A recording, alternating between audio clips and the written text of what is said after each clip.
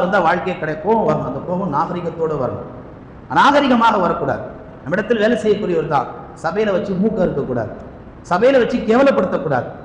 நம்ம மனைவி தான், அதற்காக வேண்டி அடிக்காத குறையாலும் அது 2 அடி அடிச்சுட்டு போயிடலாம்.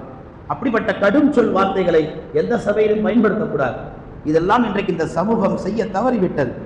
அன்பார்ந்தவர்களே, இன்றைக்கு எரியக்கூடிய எண்ணெயில் இன்னும் கொஞ்சம் ஊற்றலாமா அப்படின்றது தான் இன்றைக்கு இந்த உலகம் எதிர்பார்த்து கொண்டிருக்குது, காத்து கொண்டிருக்கிறது.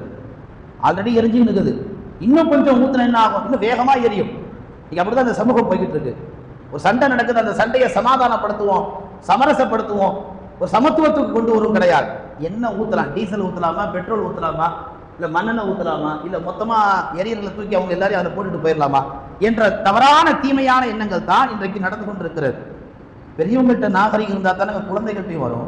பெரியவங்கள்ட்ட நாகரிகம் இல்லையே. 5 வயசுல 4 வயசுல இருக்கும்போது அந்த குழந்தைகளுக்கு வலது கையில் சாப்பிடுன்னு சொல்லி கொடுக்கணும். அந்த குழந்தை இடது கையில் சாப்பிடும் போதெல்லாம் கண்டுக்கிறது இல்லை. அந்த குழந்தை வளர்ந்து ஆளாகி கல்யாண மண்டபத்தில் லெஃப்ட் கையில் சாப்பிடும்போது பாபா புரிஞ்சுக்கிட்டு மானத்தை வாங்குறான். இதுக்கு தான் இவங்கெல்லாம் இங்கே கூட்டிகிட்டு வர்றதே கிடையாது. பாரு எந்த கையில் சாப்பிட்றேன் பாரு. எப்போ சொல்கிறார் பாபா? 25 வருஷம் கழித்து சொல்கிறார். அந்த 5 வயசு இருக்கும் பொழுது அந்த குழந்தைய நாகரிகத்தோடு வளர்த்திருந்தால் இன்னைக்கு இந்த சமூகத்தில் பெற்றோர்கள் பெயர் அவமதிப்புக்கு ஆளாகக்கூடிய பிள்ளைகளாக உருவாவார்கள் கிடையாது. ஒரு ஸ்டேஷனில் இன்னைக்கு பிள்ளைங்க போய் செய்கிறாங்க, இன்ஸ்பெக்டருக்கு முன்னாடி கை கட்டிட்டு நிற்கிறாங்க. பெற்றவங்களுக்கு முன்னாடி கை கட்ட வேண்டிய பிள்ளைகள் இன்ஸ்பெக்டருக்கு முன்னாடி கை கட்டி நிற்கிறாங்க.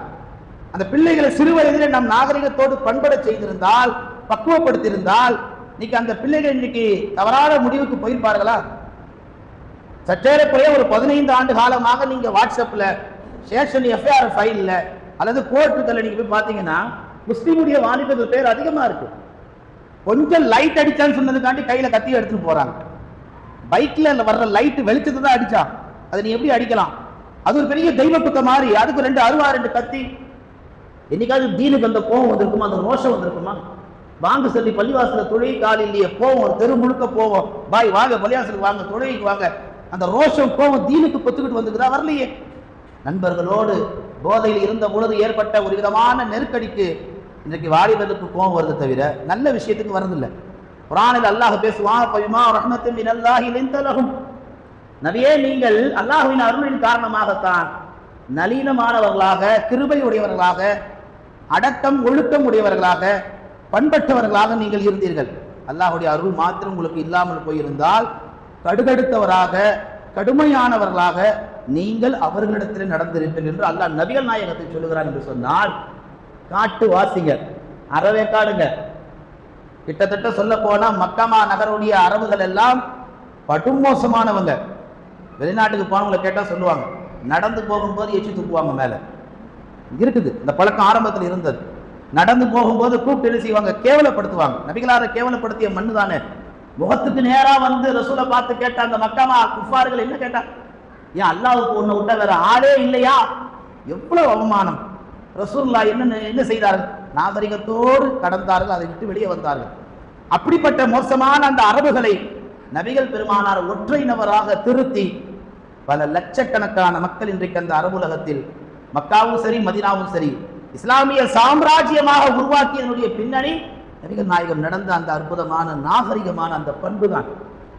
அதற்கு காரணமே அல்லாஹ்வுடைய அருள் என்பதை அல்லாஹ் குர்ஆனிலே பேசுகிறான். தஃப்சீர் இப்னு கஸீர்ல பதிவு செய்யப்பட்ட ஒரு செய்தி. ஒருத்தர் ஒரு கடை வச்சிருக்கிறாரு. ஒரு அம்மா ஒரு பொருள் வாங்க அந்த கடைக்கு வந்தாங்க. ஒரு அன்னி பெண். இந்த கடைக்காரர் என்ன பண்ணாரு, அந்த அன்னி பெண் அழகுல மயங்கி, இந்த அம்மா கேட்ட பொருள் முன்னாடி தான் இருக்குது, அது கொஞ்சம் பின்னாடி குடோன்ல இருக்குது, நீங்க அங்க வந்தீங்கன்னா எடுத்துக்க ஈஸியா இருக்கும் அப்படின்னு கூட்டிட்டு போனார். அந்த அம்மாவும் வந்தாங்க. அந்த அம்மா அந்த பொருள் எடுக்கும்போது இந்த கடைக்காரர் அந்த அம்மாவுடைய ஆடையை பிடிச்சி இழுக்கிறார். ஒரு உச்சகட்டமா என்ன செஞ்சார், ஒரு படி மேலே போய் அந்த அம்மாவுக்கு முத்தமும் கொடுத்துட்டார். அந்த அந்நிய பெண், அந்த கன்னி பெண் கேட்டாங்க, கை சேதமே. இன்னைக்குள்ள பெண்கள் வந்து பலார் விட்டுருப்பாங்க, செருப்பை கையில் எடுத்திருப்பாங்க. அன்னைக்கு பாருங்க, அந்த பெண் தனக்கு ஒரு அவமானம் ஏற்பட்டு இருந்தாலும் ஒரு நாகரிகத்தோடு நடக்கிறாங்க. தப்பு ஆயிப்போச்சு. ஆண்கள்னாலே பெண்கள் மீது ஒரு ஈர்ப்பு தான். உனக்கு வந்து கை சேதமே, உனக்கு ஏன் இந்த மாதிரி தேவை, அது கெட்ட புத்தி, வார்த்தையால் அவனை கொள்றாங்க. ஒரு கட்டத்தில் அந்த கடைக்காரர் தான் தவற உணர்ந்து நேராக உமர் எல்லாட்ட போனார். யா உமர், இது மாதிரி சம்பவம் இது மாதிரி ஆயிடுச்சு. உமர் என்ன சொன்னாங்க, ஒரு கணம் யோசித்து நீ நேராக அபூபக்கர்ட்ட போனாங்க.